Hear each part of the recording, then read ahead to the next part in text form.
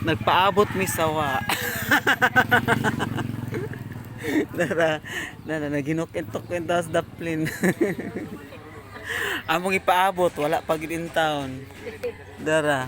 Isa mo na, men. Imo ning kabit. Isa kabita pa ito.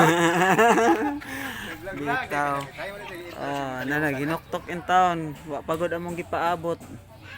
Alas 8, alas 9 naman ang hapit.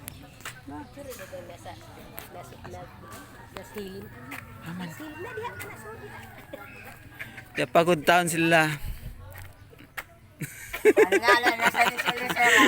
O pagod ito na nga abot ang magipaabot dahil guys, wa na. Kami naabot na. Oh, kami diri 48 years na mi diri naginuwat. Grabe ito ay asa na maron eh.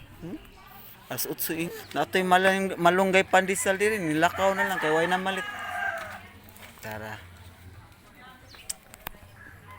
Aday Miss Pao dos ay kay nami tuyo diri. Na ako ni kuan diri grasya nga ipambudbud dira ko mga kuan diri ay mga kaubanan sa kuan sa buhat di ay sila ana pa'y nagpaingon tara kadong na diri ang mga artista sa Paudos. Nagpadong na sila. Taon-taon so swerte na intang hinuwat amot lang. Uy, ni tao usog ba? Aman. Tara. Talong ba isog ba kay gutom ko O sa gigutom nara naitalong diha dapita. Magbantay las tag iya nga dili masakpan. Kay basig mabarangay.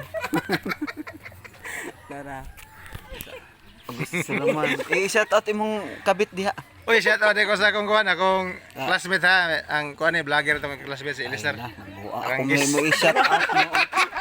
Ako tag-iya ani, ako naman mo i-shout out. Ay, nilalon. Durag kayo ba na ako? Kaya ikaw may shout out ikaw may hingtungdan. Asa ka mga itana? Ata, mura. Sige na, wa man ka puslahan ni kita buas.